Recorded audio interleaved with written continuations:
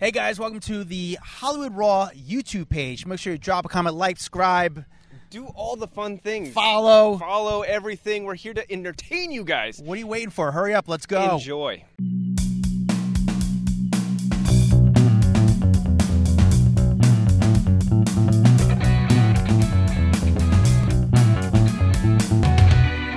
Welcome to the Hollywood Raw podcast, Raw Rundown. My name is Adam Glyn. Not with me today is my usual partner, Dax Holt. Dax is away in Germany right now. He's got some friends in Germany, and we always say, you know, whatever happens in Germany stays in Germany. But no, I don't know what he's doing in Germany. He's got some friends in Germany. He goes like every year, which is crazy. But have no fear. I'm very lucky to have a good friend on the podcast today. Someone who's good at what she does and knows what she's doing. She's the deputy editor at Radar Online. Whitney Vasquez, how are you? Hi, Adam. You got it. You sure know how to butter up a lady.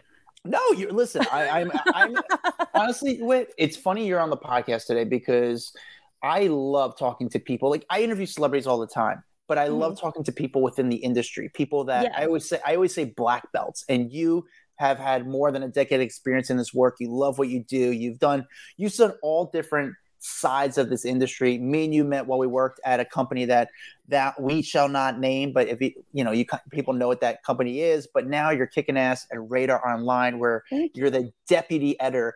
Whitney, how would you explain what is the deputy editor position? What do you do in that position?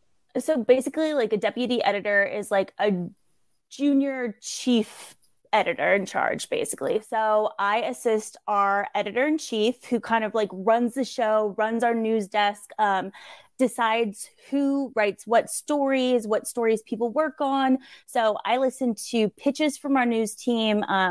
Basically, if they have stories that they want to work on, or they saw, somebody's been hospitalized, they want to reach out to the family, to the reps, try to find angles to stories.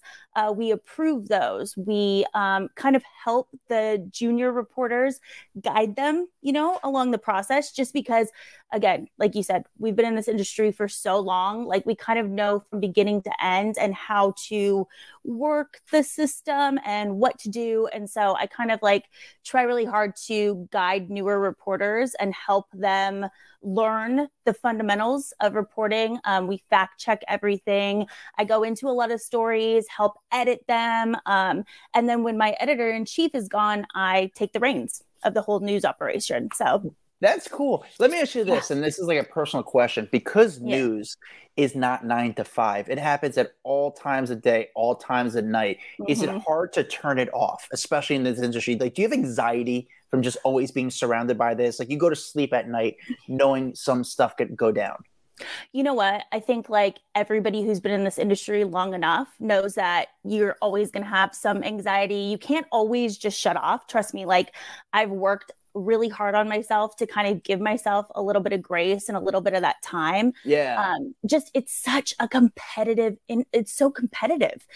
People are really trying to be the first ones to break big stories, the first ones to confirm things. And it's just like, news never sleeps. So really the people behind that operation, you don't get much sleep either. But like you said, when you love what you do, who cares? Yeah, and that's why I actually want to commend what you are doing. You and a former guest on this podcast, Ryan Nauman, who's the editor-in-chief at Radar. You guys have really turned that brand around to really not only just break stories, but just be an informative site. And I think you definitely see a difference in the content that Radar Online is doing now than what it did from a while back. So what is a normal day like at Radar Online? Like, because you have a New York team, you're on the West Coast. How do you do that? How do you guys decide what stories you're going to do and what's newsworthy? Yeah, so it kind of goes back to, there's a couple things that fall under like how we operate, especially being like on a bi-coastal team. So we have our New York team who signs on early in the morning, obviously 3 hours earlier than what I sign on as. And we pick out stories the night before and assign them to who writes what from the East Coast. And then when they wake up in the morning, they do quick scans through like just, all of our competitor sites. I'm not going to name them all, but, all the major news outlets. And they kind of weigh what we saw before we went to sleep last night versus the importance of what's going on as of that morning. So like, if a death happens or a big divorce or something, that's going to take precedence over, let's say, like a political story or, you know, like a follow-up to some other big story that we had that we assigned them the night before. So it kind of, you want people on your team that you can trust, that have good news judgment, who can kind of just make the best call, you know? And then when we wake up, we kind of like, you know, see what's going on. Is there one celebrity or even story-wise that you guys see, because you guys see what people are clicking on, what's the story angle celebrity that people are obsessed with these days? Oh my gosh, who aren't they so like, okay, so this is going to sound really weird, but people are really into like celebrities who Photoshop. So anytime, like, let's say a Kardashian, for instance, gets caught like Photoshopping their hand or Photoshopping their leg, you know, like I remember Khloe had people call them like chicken fingers one time because she like stretched them out so much on accident. So any kind of like Photoshop story like that gets a lot of clicks. I'm trying to think what else. A lot of big divorces.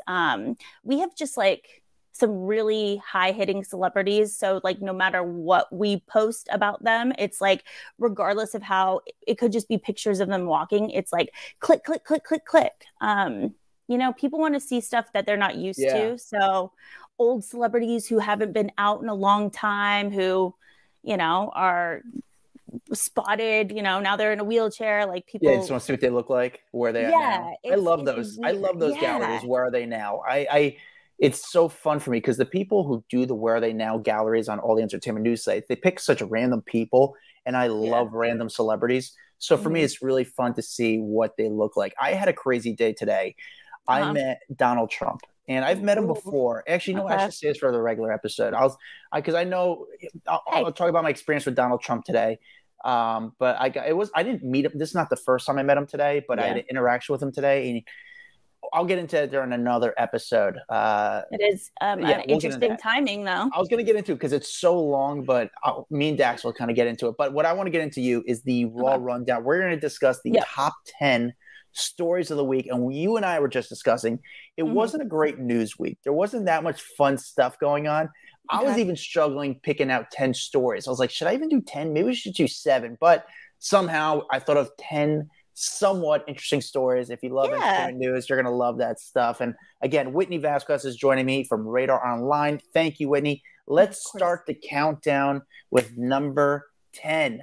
Angelina Jolie is producing a Broadway musical. She's doing the musical version of The Outsiders, which is a film starring Tom Cruise, So Angelina Jolie, we haven't seen much of her acting in a while. She did do a Disney movie a couple years back, but now the Oscar-winning actress has become a lead producer on the Broadway-bound new musical, The Outsiders. Pretty wild. The movie was had a lot of good talent in it. It had Tom Cruise, like we said, Diane Lane, Rob Lowe, Patrick Swayze, Matt Dillon, Emilio Estevez. And now they're making it into a play that actually, it's already started as a play. They're bringing it to Broadway. They haven't announced a date yet. This could be a reason why we saw Angelina Jolie in New York a little bit the last few months. There was some stories about one of her kids going to New York to go to school. But I guess she was taking meetings on her own because she has an interest on dabbling in Broadway and producing a show, which can be a good investment, but it's not. It's a risk because I think her name being attached to the show would make it worthy for investors. However, at the end of the day, people need to go see shows, and Broadway has been hurting a lot in the past few years. It's hopefully, if Angelina Jolie was actually in the show and on Broadway, I think people would love to go see that, but her just producing a show might not be the biggest, pull for an audience. What are your thoughts on this, Whit? Okay, so like, I don't want to get canceled by saying this, but I have never seen that movie ever in my life. I know it's a classic. But I've never seen the movie. I'm assuming it's kind of like, I don't know, like I put it to like the 80s, the 80s kid movies like The Goonies and stuff like that. I just don't know if you could recreate a classic, even on Broadway. I I think that in itself is a risk. Plus, like with Angelina Jolie, I do think what you said is accurate. Like with her name attached, she's such an A-list actress, and like she's so well known for her movies and how she portrays and like her characters and things. But I don't necessarily know that it's going to put butts in seats, right? Unless let's say like, you know, she shows up to a good amount of them or sprinkles her appearance at different shows. So then you never know when you're going to go and Angelina Jolie might be there type thing. Yeah. Angelina Jolie is not the first actress to get involved in producing Broadway shows. Even Dwayne Wade, Gabrielle Union, and RuPaul joined the producing team of the closed show Ain't No Mo. Nick Jonas and Priyanka Chopra joined the producing team of last season's Chicken and Biscuits. I think actually... Don Cheadle and Jennifer Hudson, RuPaul were among the producers of 2022's Tony winner, A Strange Loop. It's, you know, when their role as a producer, I'm just curious if their role is just a name being attached to it where they could actually just get a paycheck, or B, they're there to help lure in investors. I don't know what their actual role is as a producer. I will say this. I did see Angelina Jolie in New York about 6 weeks ago. And it's funny, as I was outside the hotel that she was staying at, and I wasn't even waiting for her. I was just kind of talking to some of the paparazzi who I know and just kind of bullshitting with them. The security from Angelina Jolie's team comes over to us and says, hey, listen, I'm going to be taking one of her kids out to run an errand. Do you mind not shooting him? And all the paparazzi like, yeah, sure, no problem. And out came two of her kids. I forget the names. I know Dax is good with Angelina Jolie's kids' names, but I saw two of her kids. Yeah. I was actually a little bit like starstruck from seeing Angelina Jolie's kids. Is that weird? Kids? Yeah, Yes. the kids. Yeah. Like for some reason they've done nothing. They're like 16, 18. The last 16 years I've been hearing about these kids. And when I saw them in person, I was like, whoa, that's her kids. It was just kind of surreal to kind of see. Actually, I would even say more surreal to see the kids in person than Angelina Jolie in person. I don't know why. I don't know how, but was it her and Brad's kids, or was it like some of the kids that she adopted, or was it their biological kids? It was not the biological kid. It was one of the kids they adopted. Two of the kids that they adopted. Got it. No, one of the kids they adopted. I kind of wanted to see Shiloh, but I saw one of the kids. I forget the name, and Yeah. It's interesting too, like going back to the whole Broadway thing, after you were saying like Jennifer Hudson and all of these like performers, like actual stage performers who like dipped their toe in the Broadway like production scene. Angelina Jolie, I mean, I've never heard her sing in my entire life, right? Like she doesn't sing, or am I crazy?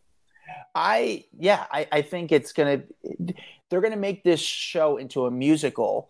And she doesn't sing from my knowledge of it. However, I don't think she's planning on starring in it. I think she wants to be behind the scenes because Broadway is a lot of work. You have to do 9 shows a week, especially if it's a musical. Oh yeah. I mean, that's you have no life. You can't do anything. Yeah, no, I mean, like, what does she bring to the table is the type thing. Like, she can't even like coach people on how to sing or like all of that. So it's like, what is she bringing to the table other than her name type thing? I would say ultimately she could potentially bring access to seats, but most importantly, she could help out with the investors. So I think, and also maybe bring in some, people that are sort of influencer type in the celebrity world to say, hey, I want to support Angelina and go see her play. Yeah. All right. Number 9, like I said, guys, it's a slow news week. Starbucks is taking Taylor Swift's end of her music tour very seriously by bumping a playlist of her music inside U.S. company-operated stores, according to the website 30 Mile Zone. As expected, the 122-track playlist is called Starbucks Lovers, in reference to the often misheard lyrics in Swift's 1989 hit Blank Space. They're just going to be blasting her songs the entire time in the stores. I mean, smart move, but it's good for Taylor. You know what's so funny? I mean, this is the story. I'm going to be totally honest. It's a stupid story. I think this story was being fed by the Starbucks PR company, but did make a lot of traction in that Starbucks is going to be blasting Taylor Swift. The one thing that I heard about Taylor Swift is, obviously when it comes to concerts, celebrities usually have access to go to any show they want.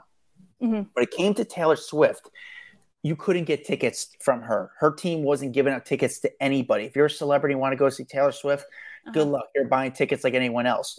So the big business this past year was it happened in New York, and now it's actually happened this past week in LA, where these brands were basically buying the suites, and they invited influencers to the suites. In exchange, the influencers had to kind of post saying, hey, I love Love and Wellness. I love Divi. And so it became like the battle of the brands. So, for example, Love and Wellness, which is Lo Bosworth's brand from the Hills, Laguna Beach. Remember her? She had Catherine Schwarzenegger. She had Jessica Alba. Divi, which is owned by Danny Austin, an amazing influencer. She had Ashley Simpson. She had who else? Nina Dobrev. So it was like the battle of which brand could bring the best celebrities. In exchange, it was like sort of weird that the celebrities wouldn't just buy their tickets themselves. However, I kind of understand it because I reached out to a friend who's a high-end ticket broker, and he said he was selling tickets on the floor, good seats for Taylor Swift. They were going for $5,000. So rather than pay the $5,000, and of course that's just one ticket, that means it would be cost you $10,000. Family of four, $20,000. Go as a guest of this suite where they're going to decorate it. You'll have food, drinks, whatever you want. Even some of them are giving you car service. And all you have to do is do one Instagram story of the brand. I don't know if it was actually worth it for the brand, but I don't know if it was a business move where it was a good return on investment. But it's just crazy what was going on. I get what you mean by that. But like also just sometimes like shelling out money brand wise think of all of those celebrities that you named in that one booth, how many followers they have and how many people probably had never heard of her brand before it came across like Jessica Alba's Instagram or whatever, like I think sometimes the just seeing the name over and over and having some people that you idolize talking about the brand gets people excited about it. Right. And like, obviously for the celebrity, it's worth it. One social media post for access to this VIP, great area for the Taylor Swift concert. We both know that the richest people in the world, it doesn't matter how much money you have. They love free shit. They love free stuff. It's love funny. It. On the side, I consult for a company, and I'm not going to say the company. It's a high-end luxury company. And the celebs reaching out, and they don't know that I'm the one kind of running it. And the names that are running are people that have so much money and they want a free one. And on the other side of the brand, I'm like, listen, like, I understand you want a free one, but this is what I need. And then they say, well, I get paid $60,000 to post. Well, I say, well, that's great. I say, listen, that company that's paying you $60,000 to post, here's an idea. Get them to pay $60,000 and just buy it. And you don't have to do anything. It's just crazy the back and forth what you do. These people love free shit, and I get it. It's so bizarre. Let's go on to number 8. And this number 8 story is actually a story from Radar Online. Can you tell me about the story? Yes. All right. So we are diving deep into the Kevin Costner divorce.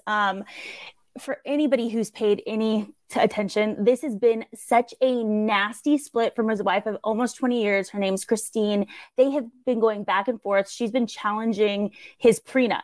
They had a prenup before they got married. There's a lot of things in there. She basically is challenging everything, including the child support. So the latest thing is that she ran to court and asked the judge to force Kevin Costner to come into the Santa Barbara courthouse for an upcoming 2-day hearing where they're going to be discussing his finances. So she wants a ton of money in child support. Like, I think off the top of my head, it's around $250,000 per month, guys, per month. That's what she's asking the judge for. So basically what they need to do is they need to go through all of his finances, and his fortune is around $400 million. Okay. Insane. In 2022 alone, and this came from Divorce Docs, last year alone, he made, I wrote this one down, $24 million, which basically is $2 million every single month. Okay. And I think they have 3 kids together. Off the top of my head, they have multiple kids together. And so basically she's like, this dude can afford it. and I raise these children and they are accustomed to a certain lifestyle. These kids are spoiled. They have like a beachfront home. They have people, maids, they have cooks, they live the lavish life, and she wants to maintain that. So basically she wants him to sit his butt in the courthouse just like her and go over all of this. Well, his lawyer fought back and was like, no, you're talking about Kevin Costner here. He is a busy man in Hollywood. Hello. He cannot take time out of his busy schedule, his busy work career to come to Santa Barbara to fight you in court. And so ultimately, guess what? The judge ruled in Kevin Costner's favor, and he only has to come and do it. He only has to be there virtually. So she has to be in the courthouse. He doesn't. And it's all because, he's a working man. I mean, is he actually working? I think I would love to hear if the lawyer says, what are you actually doing at the moment that you're working? And he can even say, hey, I got some businesses going on. It's not even the acting. It's more of like the other businesses he's invested in to get out of it. I mean, it's crazy that he just doesn't want to be in the room, but I don't blame him.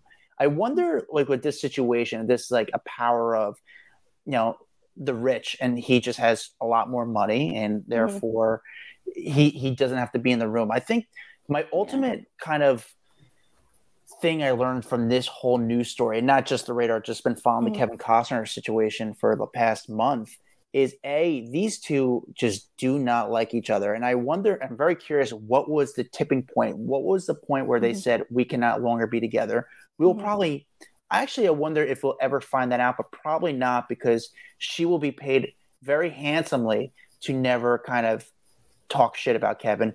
The other thing that blows my mind is I never realized how much money Kevin Costner has. Me either. I was actually shocked because we do divorces all the time. For $400 million is so much to be fighting over. I can't even, it's hard for me to even say $400 million. I think I might've said 1,000 accidentally just this time. $400 million is so much money. I can't even fathom that. I can't. Yeah. It's just bonkers. How many celebrities have so much money? How do we have so much money in this world to give to one person? It's insane. Yeah. I mean, these actors are now complaining, saying we want more money. We need more money. I'm like, well, some of you guys are getting paid a lot of money. Let's see if we see Kevin Costner strike. I actually say it's a good PR move for Kevin Costner to do it. Yeah. That's the 2%, though. Let's remember, it's not all of the actors and actresses that are, have reoccurring roles. It's the 2% that get paid that elaborate amount of money. You know what I mean? And so Kevin Costner is not out there on the picket line. Yeah. Actually, well, speaking of divorce, this goes into our number 7 story. Gisele Bündchen is now finally opening up about how she coped with the end of her marriage to Tom Brady. In a new interview with the Vogue Brazil, the 43-year-old supermodel reflected on how she managed her mental health during the highly publicized divorce from the 46-year-old, which was finalized in October.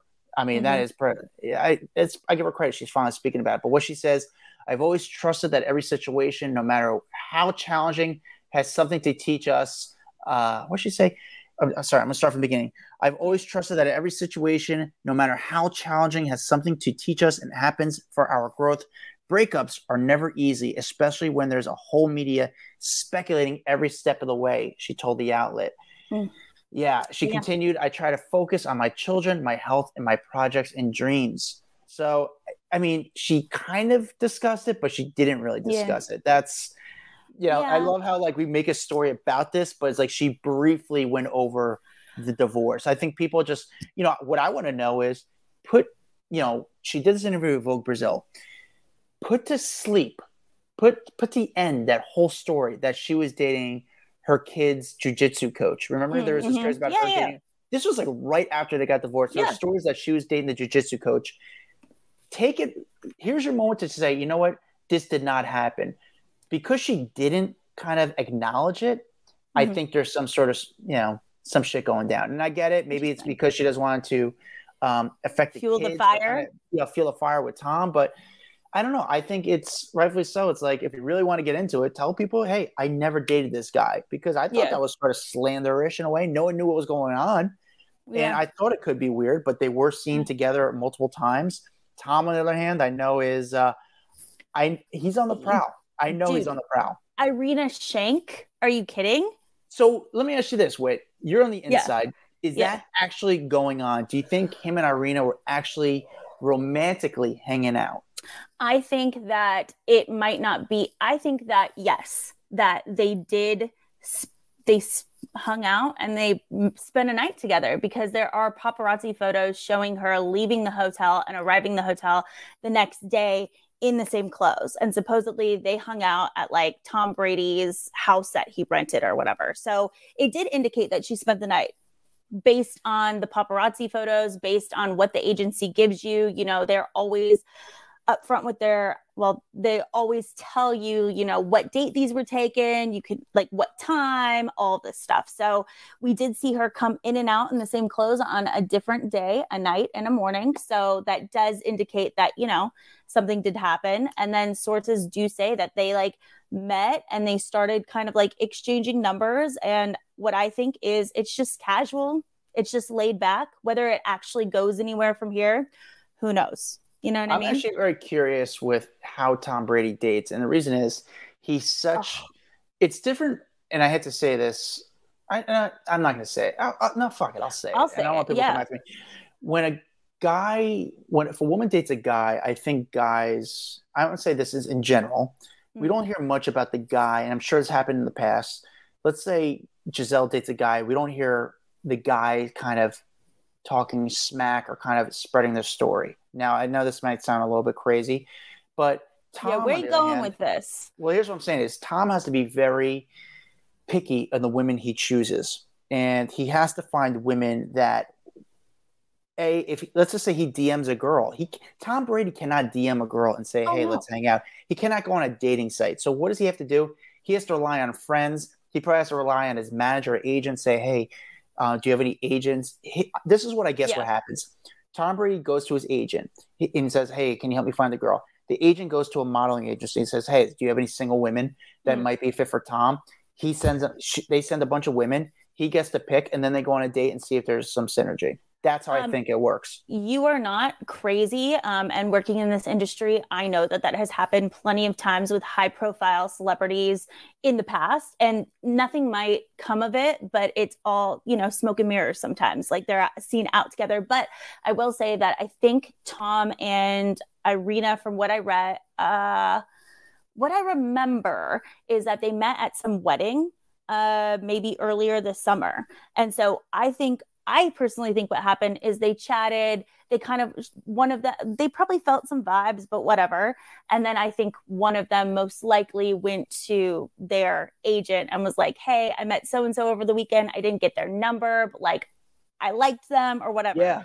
You know, and celebrities can DM each other without it going like everywhere. You know what I mean? So like maybe one of them slid into a DM. Who knows? Yeah, I'm with it. Here's a little good dirt for you guys. Yeah. Tom was at a party recently, and there was a lot of women.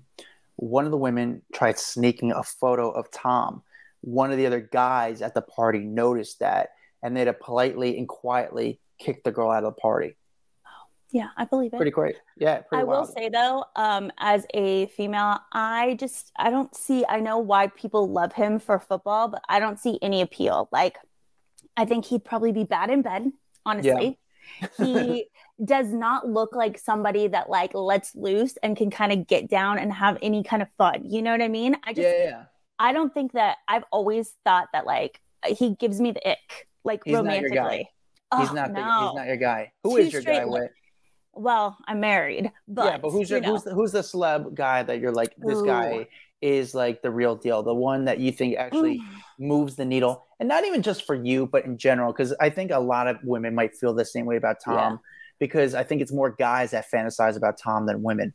Yeah, that's so funny that you say that. Yeah, I could actually see that. He's too clean cut. I like a scruffy, a rough around the edges type. Like one of my guys on my top 3 is Jason Momoa. And I know that sometimes he looks like he just rolled out of like a trash can, but you know what? Give me big muscles, tattoos, hair, some facial hair, you know, a big chest. I'm into that.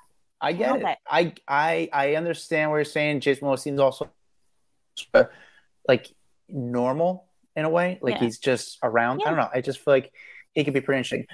Number 6 story is a story actually from Radar Online as well. Okay. Can you fill me in about the Radar Online number 6 story?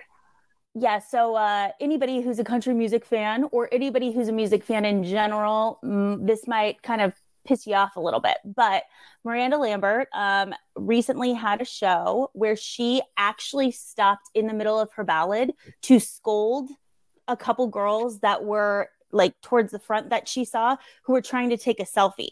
So literally she's on stage, she's singing in front of all of these people, and she happens to notice a few girls who turned around to take a selfie to get her in the background. I mean, people do it everywhere. People are doing it for Beyonce. They've been doing it for Taylor Swift. I mean, they paid good money to see you.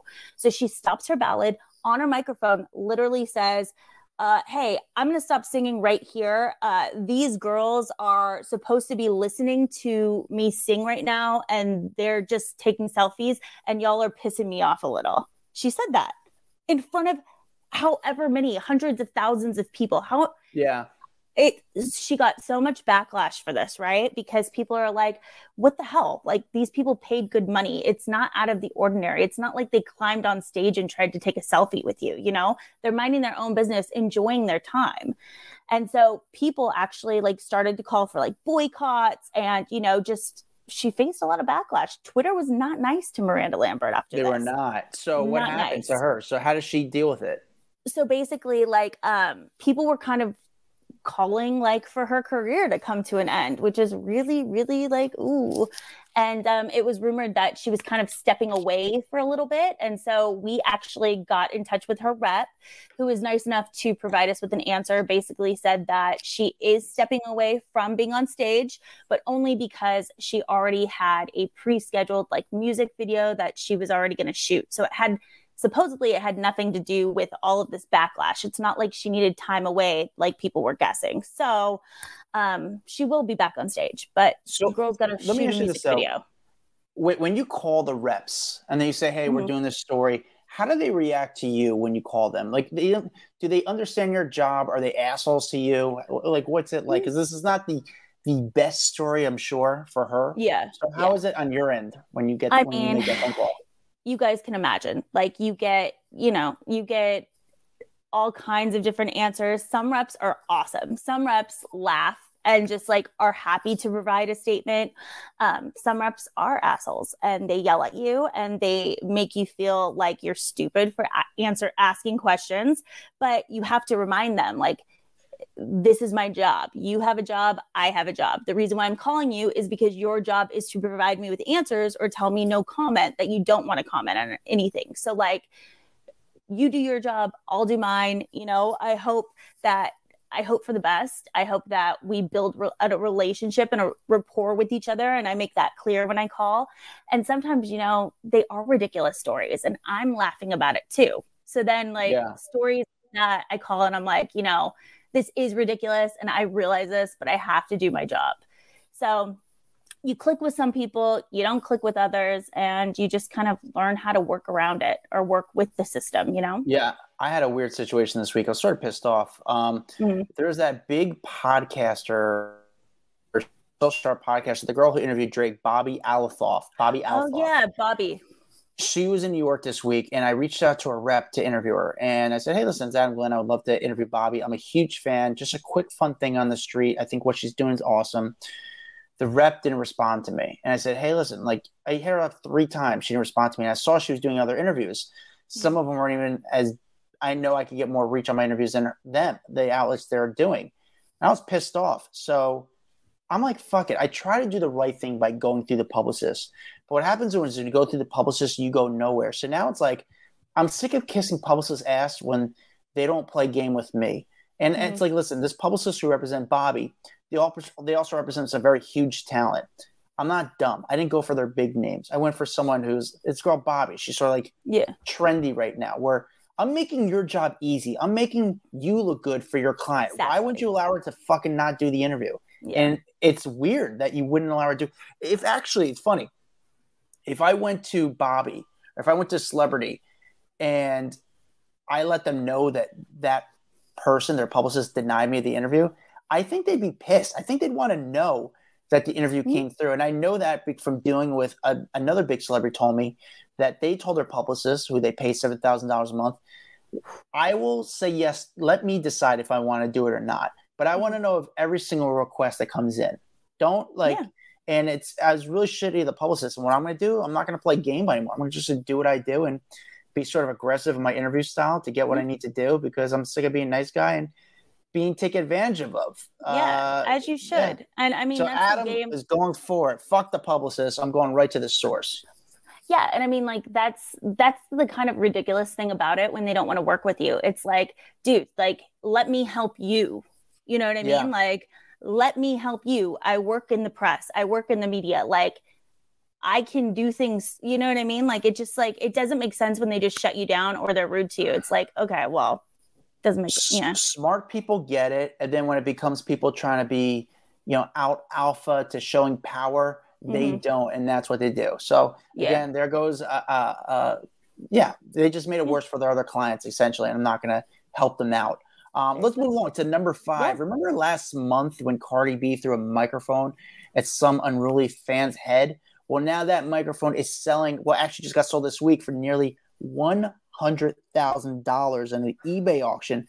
The mic was put on sale by Scott Fisher, the owner of The Wave Inc., a Las Vegas-based audio production company that provided sound equipment to Dre's Beach Club on the day of the incident. He had the microphone. The microphone roughly cost about $1,000. He is basically using the money that he made and donating it to proceeds. He's donating to charities. It's one is the Friendship Circle Las Vegas. The other is Wounded Warrior Project, which is sort of nice. It's crazy that someone spent $100,000 for the microphone. I get it. People want to have random stuff. I don't know if the Cardi B microphone is something that's so infamous. Hey, one person's trash is another man's treasure. You don't know. True. Maybe this is a huge Cardi B fan that has like so much money that who cares? 100,000 is nothing. I mean, that's still a lot of money. The guy was able to, he was able to verify the mic. So that helps out with, kind of selling the microphone. But again, that's a lot of money. Someone's put up $100,000 to have a microphone Cardi B lip synced with, and then she threw at a fan. I mean, what is it? Maybe the fan wants to be involved. It's so weird. I don't know. I mean, I have no idea. But to be honest, like, I guess all of these years, I thought that celebrity or singers always provided their own, like, would have their own mic, like, regardless if it's going on tour or like something like Dre's Beach Club. I figured that Cardi B would bring her own mic, like her own equipment. Yeah, like, you know what I mean? I totally get it, and you're 100% right. But again, for this sort of thing, she wasn't really performing. Like she was and she wasn't. It was more like lip singing. She was sort of like, it was kind of talking over her music. Yeah. But listen, she threw the mic. Someone just paid $100,000 for the mic. I think there was over 120 people bidding on the mic. It was on crazy. eBay. So a lot of people had a lot of money and were bidding against each other for that microphone. Number 4, Lizzo was involved with the Made in America Music Festival. That's that big festival that's usually based in Philadelphia that Jay-Z kind of started in, I think, 2012. And it brought in huge guests. This year, the music festival is canceled.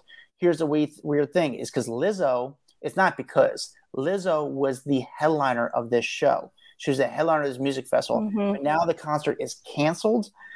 They're saying due to severe circumstances outside of production control, the 2023 Made in America Festival will no longer taking place. The decision has been difficult and has not been made lightly nor without immense deliberation. Now, last week we know Lizzo was in the news. Remember, she was getting sued by some other former dancers that were saying she was kind of abusing these dancers. We don't know. Potentially, they might have canceled this show because of, allegedly, we're saying allegedly, that the show could have been canceled because of Lizzo's involvement with it. Lizzo obviously was going to headline.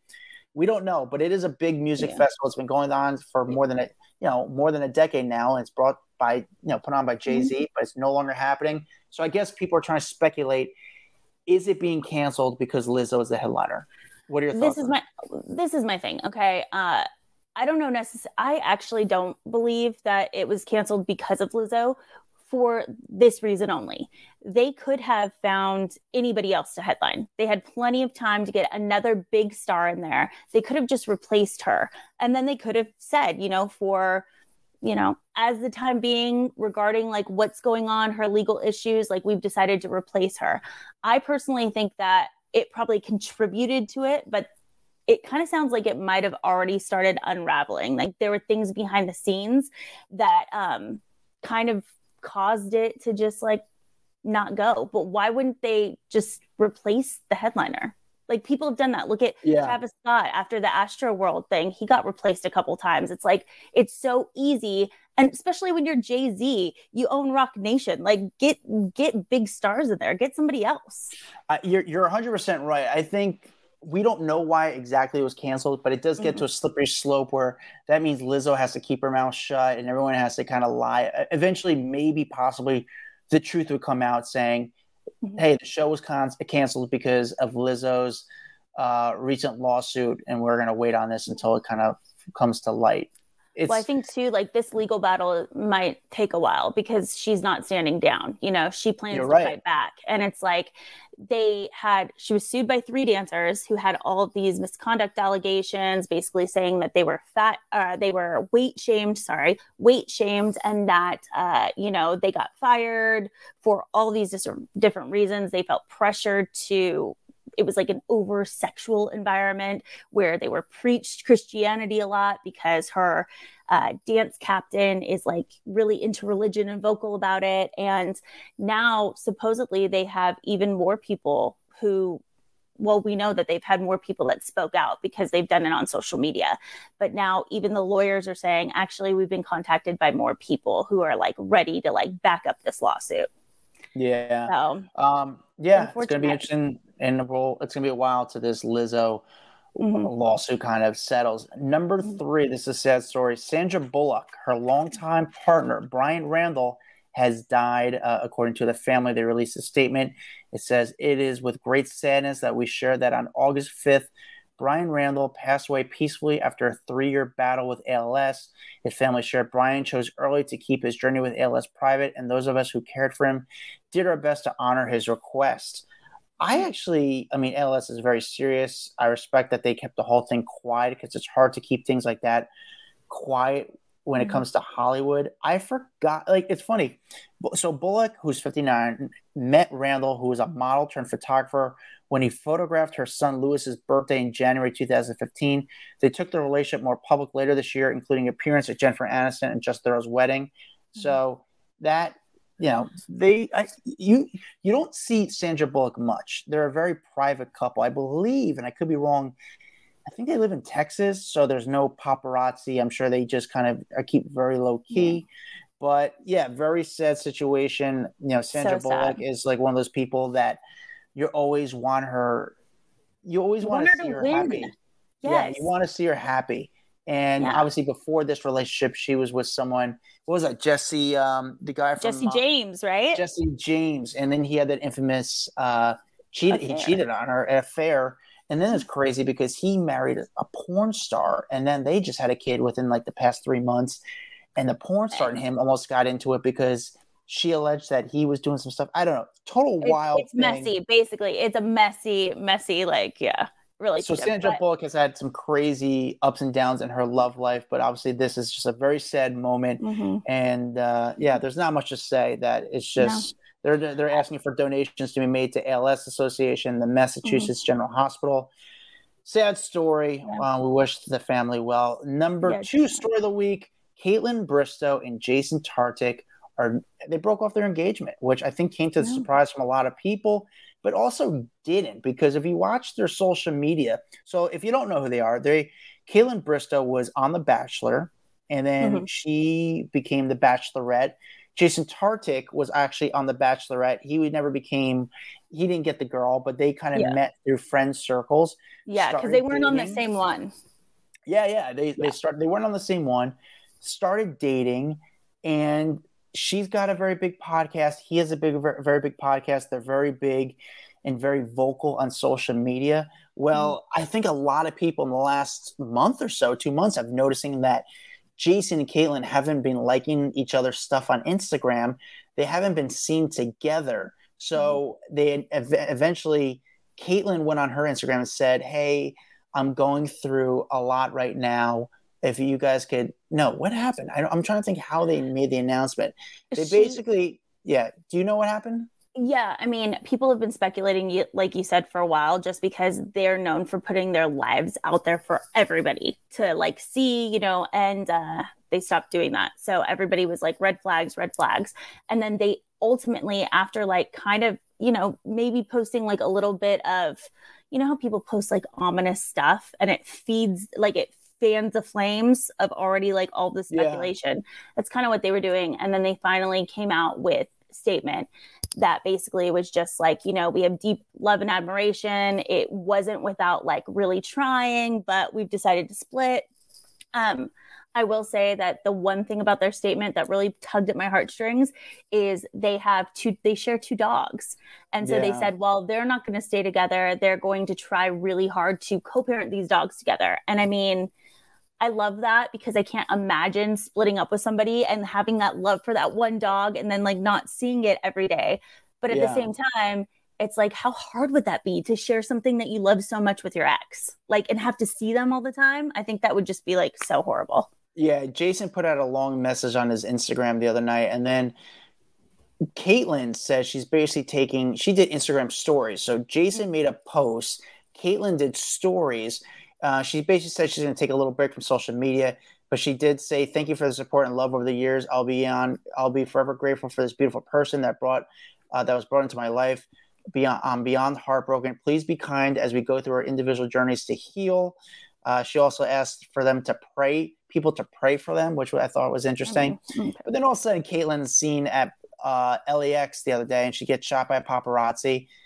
She says she was in LA to shoot stuff for The Bachelor, the old guy Bachelor, you know, that's coming out, the Golden Bachelor. Yeah. But she didn't seem, I guess she's coping, but she was pretty honest about the relationship. She basically said, "Don't rule it entirely done. We're trying to figure it out." The journalist, I'll give him credit, he did ask her because she made weird comments a few months back saying that she's not straight, that she's bisexual. Mm-hmm. So would she entertain a woman? And she said she's not really looking for any sort of relationship at this moment. So I don't know. It's a sad that the relationship came to a stop. I do think they will somehow rekindle. That's my guess. You do? I don't know. Wow. Yeah, you know I do. You know what I find really interesting is that he chose to make it a post on his Instagram, which is pretty like it's more permanent than an Instagram story. Yeah. So like to me, that kind of seems like he was ready to make the announcement and he was ready to put it out there, because once you put it out there, especially for like a huge fan base, it's hard to pull it back. It's hard to take it back, right? Mm-hmm. You said that you're broken up. If you guys give it another go, good for you. But he made it permanent by putting it on his Instagram as a post. And she chose to do a story, which to me kind of signifies that she knows in 24 hours it'll be gone, and kind of maybe it makes her think that it's kind of forgotten about or something. You know what I mean? So maybe this is speculation, but maybe she's willing to give it another try, and maybe he's done. Maybe something, I don't know. If I were to interview Jason or Caitlyn right now, my first question was, when it came to the announcement, how did you guys decide, okay, this is the time we're going to make the announcement? Were you going to make a post? Were you going to do an Instagram story? How did you guys, you guys are broken up, but how did you guys decide that you're going to publicly say we're no longer together? Yeah. I'm curious about that too. Very valid. And yeah. Why? All right. Yeah. The number one story of the week, rapper Tory Lanez has been sentenced to 10 years in prison. Prison. I say prison. Yeah, so Tory Lanez has been sentenced to 10 years in prison for shooting Meg Thee Stallion in the foot. The Canadian rapper basically was found guilty of shooting the hip-hop superstar Meg Thee Stallion in the foot after the pair left a Los Angeles party back in 2020. The hearing began Monday and wrapped Tuesday, ending a high-profile case where everyone was wondering what's going to happen to Tory Lanez. He had a lot of people, even his family, talking on his behalf, and it didn't really help because now he's going to jail for 10 years Will he actually serve 10 years? Probably not, but he's going to be gone for a while. A jury convicted Lanes, who's actually 31 years old, who pleaded not guilty of 3 felony charges back in December: assault with a semi-automatic firearm, carrying a loaded and unregistered firearm in a vehicle, and discharging a firearm with gross negligence. Tory tried to ask for sympathy from the judge, saying he has a son. He needs to see him do better. The judge basically said, you know, you do the crime, you pay the price, you know? So it's a long time. It's going to be a long time. And it's a long time, but let's not forget that he shot somebody in the foot, right? And I mean, thank God it wasn't anywhere else or life-threatening, but I mean, he